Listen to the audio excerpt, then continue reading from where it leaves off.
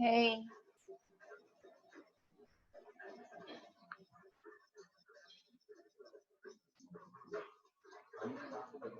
mm-hmm.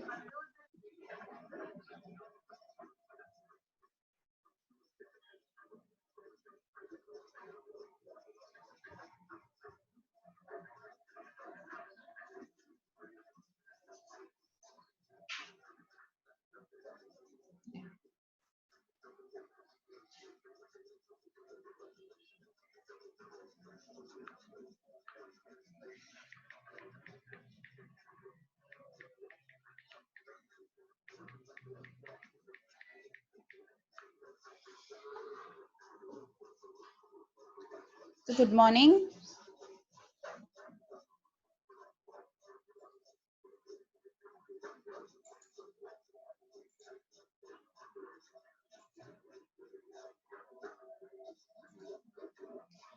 Can you all see the screen? Yes, ma'am. Okay. Okay, then we'll start the class today. So the last class we saw simple tissues, that is parenchyma, collenchyma, and sclerenchyma. So this class will see complex tissues, okay, complex permanent tissues. So what are complex tissues? Complex tissues are the tissues which have more than one kind of cells. Simple tissues have only one kind of cells, and all of them together form a group to perform one fundamental function. Here also complex tissues are a type of permanent tissues, but they have more than one kind of cell.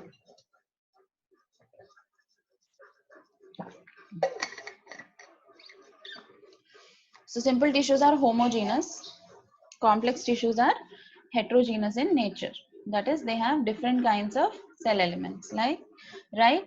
So in complex tissues, we have xylem and phloem. So these are the components of the vascular bundle, right? We all know that they are known as vascular tissues. So they are mainly responsible for the conduction of water and food materials. Xylem helps in the conduction of water and phloem helps in the conduction of food material. Yeah, so xylem helps in water conduction and phloem helps in food conduction. These together constitute your complex permanent tissues.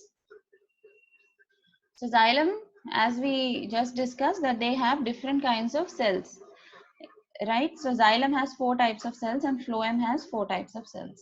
So what are the kind of cells that are present in xylem? Tracheids, vessels, xylem fibers, and xylem parenchyma. Phloem has sieve elements, companion cells, phloem parenchyma, and phloem fibers. Okay. So first, let's look at xylem. So when we look at in the microscope, xylem appears like this. Okay. So xylem is the complex tissue which is a part of the vascular bundle along with phloem. So it's mainly involved in the conduction of water and the solutes which are dissolved in the water. So where is water absorbed in the plant? Generally it is absorbed at the roots. So roots are present in the soil. So when we water the plants, the roots take up the water from the soil, and from the roots, water needs to be transported to different parts of the plant. So this transport is done with the help of xylem. So it helps in the conduction of water, and along with water there are some minerals which are soluble, which are dissolved in the water. So it also helps in the conduction of these solutes which are dissolved in the water. So the tissues of xylem have these 4 kinds of cells which are tracheids, vessel elements, xylem fibers, and xylem parenchyma. So before it was called xylem hydrome. It was called as hydrome because it helps in the water conduction. Hydro means water, right? So hydrome was the term which was used for xylem. This is important for entrance exams. Okay. So we'll look at each of these cells that are present in xylem. Okay. So first xylem, in xylem the first cell is tracheid. So when we look at tracheids, these are long elongated cells. They do not have any cytoplasm and they are not living. That is, they are dead. So because they are dead, their cell wall is made up of lignin. Okay. So it has a hollow cavity in the center, and this is known as lumen. And these cavities will not have anything inside. Okay, they are very long and they have these pointed tapering ends. Okay, so these tracheids are, one tracheid is connected to another tracheid in this way. So they are present side by side and they have these lateral connections. These tracheids have small pores on their surface which are known as pits. So these pits are having a border around them, as you can see. So they are known as bordered pits. So one tracheid and another tracheid are connected with each other through these bordered pits. So these pits are all connected. So one tracheid above the another, water will flow from them like this through the pits.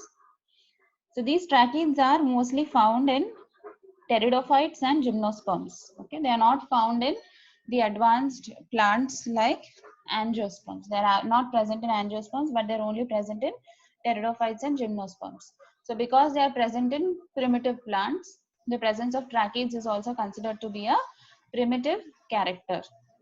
Okay, but in some angiosperms it is present. In all the angiosperms it is absent, but in two angiosperms, that is Drimys and Trochodendron, we can see the presence of these tracheids, suggesting that these Drimys and Trochodendron may be the connective link between pteridophytes, gymnosperms and your angiosperms. So this is very, very important for entrance exams. They ask what are the angiosperms in which you can see tracheids. Okay, they are Drimys and Trochodendron. So they help in conduction of water. So this is about your tracheids. Next, coming to the vessel elements. So tracheids, we have seen that they are long and have tapering ends, but vessel elements are cylindrical in structure. That is, they are also long, but they are like tubes. They are like pipes. They are tubular and they are cylindrical in structure. So they also help in the conduction of water and minerals. So we have seen that tracheids are connected laterally. That is, they are present side by side, but these vessel elements are present one above the other. That is, they are connected end to end. Like tracheids, these are also dead elements. So their cell walls are made up of lignin. So on the end walls, you can see this is a vessel element. On the end, there are certain perforation plates. Okay, there are certain plates. These are known as vessel. See, these are known as vessel plates. On these plates, you can see that there are some holes present.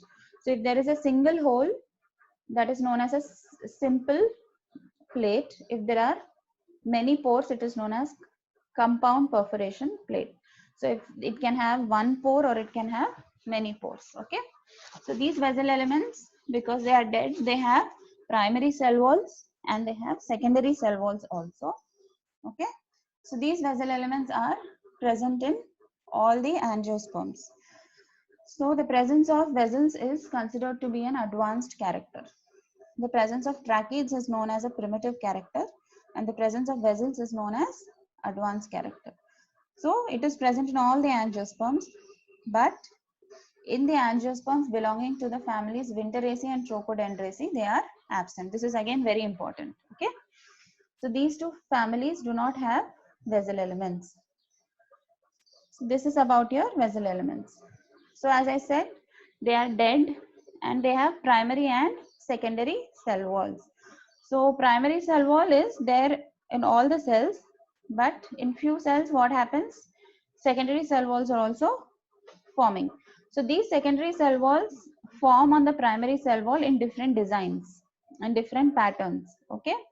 So depending on these patterns, the vessels are divided into few types. So the way the secondary cell walls are deposited on primary cell wall, these are known as thickenings, secondary cell wall thickenings. So they are formed in different patterns. So if they are formed in the form of rings like this, they are known as annual thickenings. If they are in the form of a spring, they are known as spiral thickening. If they are present in the form of a ladder, they are known as calariform thickening. If they are present in the form of a net or a network, they are known as reticulate thickening. If they are present in the form of pits like this, which can be simple pits or bordered pits, right? They are known as pitted thickenings. So in this way, you have different kinds of vessels which is based on the kind of thickenings the secondary cell walls are forming on their surfaces. Okay. The third type of cell that is present in xylem is known as xylem fiber. So these xylem fibers are also like tracheids only, but they're even more thin and they are long. I told you already in the other class that xylem fiber from Bomarea are the longest plant cells, right? They are around 55 centimeters long. So these xylem fibers are very long in structure. They are also dead cells, that is, they do not have a cytoplasm, and their cell wall is made up of lignin. The main purpose of xylem fibers is mechanical support. So the first two types of cells that we have seen in xylem, that is your tracheids and vessel elements, are helping in the conduction of water and minerals or water and dissolved solutes. But xylem fiber is not participating in conduction of water, but it is mainly giving mechanical support to the plants. Okay, so they are long with tapering ends. So they are of two types, librioform fibers and tracheoform fibers. So these xylem fibers have pits on their surfaces. So if the pits are normal, as we have seen in vessels, if they are like this, the pits, they are known as simple pits, and such fibers are known as libriform fibers. If the pits are bordered pits like this, then the fibers are known as tracheoform fibers. So in this way, depending on the kind of pits these fibers have on their walls, the fibers are divided into tracheoform, librioform and tracheoform fibers. Okay. So the last kind of cell that is associated with xylem is our xylem parenchyma. So out of all the four cells, tracheids, vessel elements, fibers and xylem parenchyma is the only living cell present in xylem. The rest of the three are all dead. So because it is living, the xylem parenchyma is having a cell wall which is thin and it is made up of cellulose and pectin. So what is the role of xylem parenchyma? So it is also not involved in the conduction of water, but it is mainly involved in the storage of food material and other secondary metabolites like tannins and crystals. Okay. So in this way, we have four cells in xylem, that is tracheids, vessel elements, which are mainly involved in the conduction of water, and xylem fibers, which give mechanical strength, and xylem parenchyma, which helps in storage. So xylem parenchyma is the only living cell present in xylem. Okay. So the presence of tracheids is considered to be a very primitive trait. The presence of vessel elements is considered to be a very advanced trait. Okay. So xylem is mainly helping in the conduction of water with the help of tracheids and vessel elements. Okay, so these are the four cells which are present in xylem: tracheids, vessels, xylem parenchyma and xylem fiber. So I hope this is clear. So depending on the formation of xylem, I mean from where did it originate, the xylem is generally of two types. Okay, primary xylem and secondary xylem. So primary xylem forms from procambium. Secondary xylem is formed during secondary growth from vascular cambium. We have all studied secondary growth. So vascular cambium is present in between xylem and phloem. It forms a ring, right? It forms a ring along with interfascicular cambium and gives rise to secondary xylem on the inside and secondary phloem on the outside, right? So that is secondary xylem.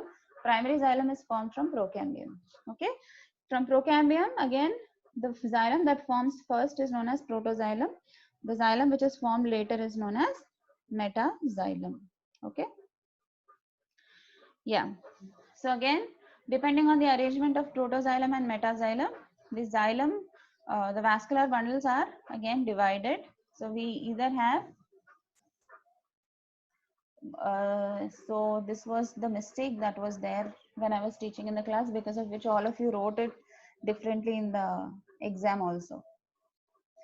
So you have this is the condition, that is exarch, where metaxylem is present towards the center, protoxylem is present towards the outside. Okay, so this is not dicot and monocot stem, but this is dicot root. So let me correct it here.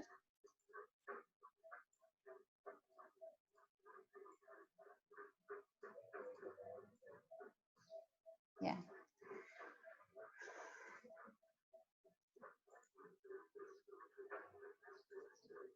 So this is called as the exarch condition, where you have the metaxylem, that is the big xylem, in between, and this protoxylem towards the outside. Okay, this is present in dicot and monocot roots.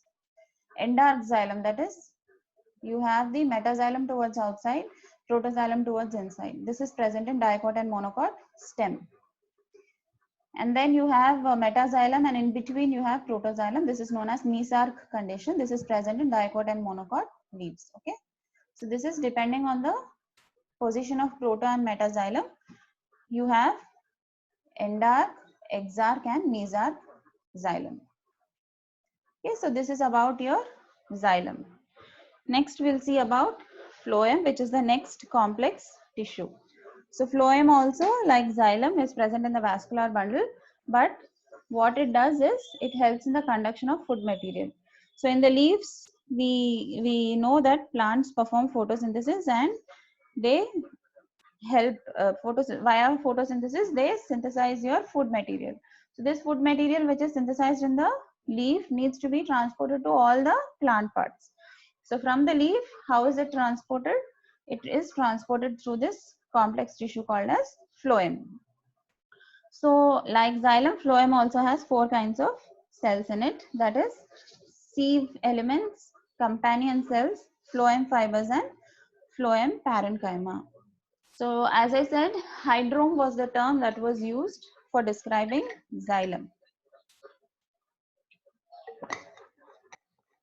So similarly, for describing phloem, bast or leptome are the terms that were used. Okay, before the term phloem came into use, bast and leptome were the terms that were mainly used for phloem. So let's look at each of these cells in detail.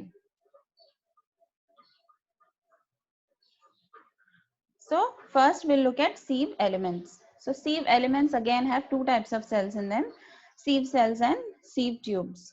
So what are sieve cells? Like tracheids, sieve cells are also long and narrow cells. They have sharp edges.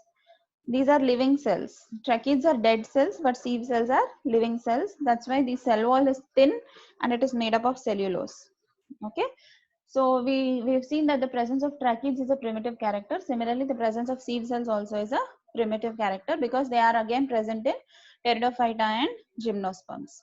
So they help in the transport of food material. Okay. What are sieve tubes? Sieve tubes are like vessel elements. Sieve tubes are long and arranged in vertical rows and are connected end to end like tubes. Okay. These are also living cells. Their tracheids and vessel elements are non-living, but here sieve cells and sieve tubes are living. So the cell wall is made up of cellulose, and sieve cells, the presence of sieve cells is also an advanced character because they are present in angiosperms. One of the main characteristic features of sieve tubes are they do not have a nucleus. This is very, very important. Okay, they do not have a nucleus. They are enucleate. Okay, so these the cell wall of these sieve tubes also have certain small pits inside them, and through these pits they help in the conduction of food material. Okay, so this is a sieve cell, long and with tapering ends, and this is a sieve tube element. They are cylindrical and they are connected end to end. This is a sieve plate and it has lot of holes in them. Okay, so this is the sieve cell and this is the sieve tube, and both of them together are known as sieve elements. They are both living. Okay, they are both living, but sieve tubes do not have a nucleus. The second kind of cell is known as companion cell. So what do you mean by companion? Companion means a friend, right? So these companion cells got their name as companion cells because they're always present along with your sieve tubes. Okay, so sieve tube, if a sieve tube is there, beside that there has to be a companion cell. So they're always present together like this, side by side. That's why these cells are known as companion cells. Okay, so these cells are parenchymatic cells actually, but they are elongated and they are living cells. They have dense cytoplasm and they have many nuclei inside them. So sieve elements, sieve tubes, as I said, lack nucleus. Companion cells have nuclei inside them. Okay, so these are present side by side, that is laterally, on the lateral side of your sieve tubes. So sieve tube and companion cell, both of them come from a single cell, same mother cell. Okay, both of them arise from a same mother cell. So when they are forming, one single cell will divide and give rise to companion cell and one sieve tube cell. Both of them are very tightly attached, so they cannot be separated from each other. Okay, very tightly attached. So they are present mainly in angiosperms, but in gymnosperms, in the place of companion cells, you have albuminous cells. Okay, this is very important. So companion cells are present in angiosperms, but in gymnosperms, what is present in the place of companion cell? So you have albuminous cells, and they help in the storage of starch. That's why they are known as albuminous cells. So the cell wall that is separating companion cells and sieve tubes is very thin, and they have some pits inside them with which they are all connected with each other. Okay, so this is your sieve tube and this is your companion cell. Because they are so tightly attached, they are both arising from the same mother cell. It is known as companion cell.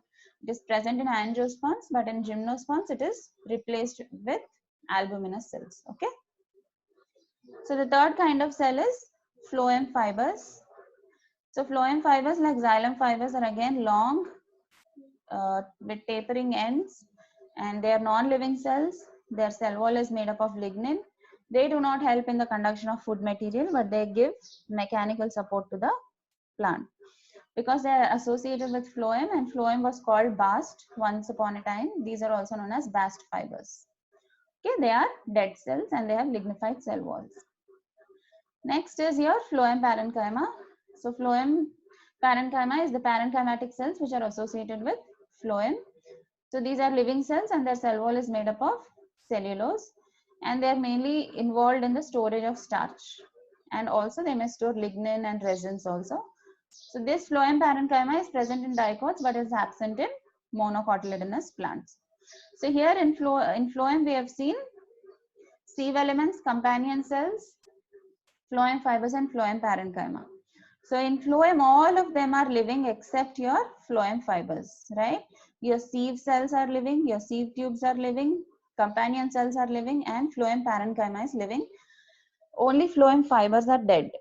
Whereas in xylem, all of them are dead except phloem parenchyma. So that is the difference. Except xylem parenchyma, all the other cells are dead. That is your tracheids, vessel elements, xylem fibers are all dead. Xylem parenchyma is the only living tissue, whereas in phloem, your sieve cells, sieve tubes, companion cells, and phloem parenchyma are all living. Only phloem fibers are dead tissues. Okay, so this is about phloem. So you have your sieve cells, sieve tubes, phloem parenchyma, and your companion cells. Okay, in this way you can see it in the plants. They are all associated with each other and they help in the conduction of food material. Okay. So just like xylem, phloem is also divided into primary phloem and secondary phloem. So primary phloem arises from procambium and secondary phloem comes from vascular cambium, which forms the ring when vascular cambium and interfascicular cambium are joined together to form a ring and give rise to secondary xylem towards inside and secondary phloem towards outside, right?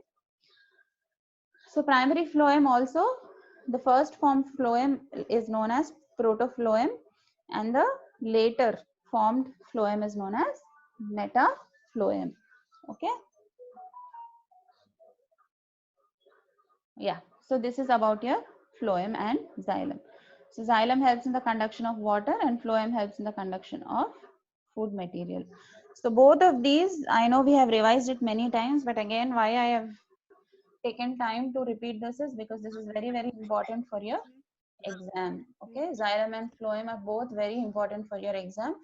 They are very easy also, and I'm sure all of you must be now all of you must have revised this many times and you must be able to write it very easily in the exam. And it's also important for your entrances. Few of the things that I mentioned, like few plants which do not have tracheids, and few families which in the angiosperms which lack vessel elements. These are all very important. Okay, So have you all understood what we discussed today? Do you have any questions? Anybody? Any questions? Have you all understood? Yes, ma'am. Yes, ma'am. So do you want me to repeat any specific topic? I've been asking you time and again. If you want me to repeat the topic, we can repeat tomorrow. Is there anything that you want me to repeat from the syllabus? Anything?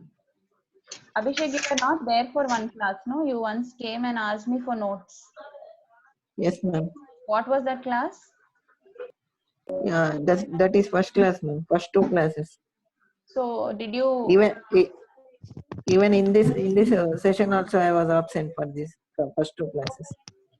You were again absent again here also, right? Yes, ma'am. I don't know.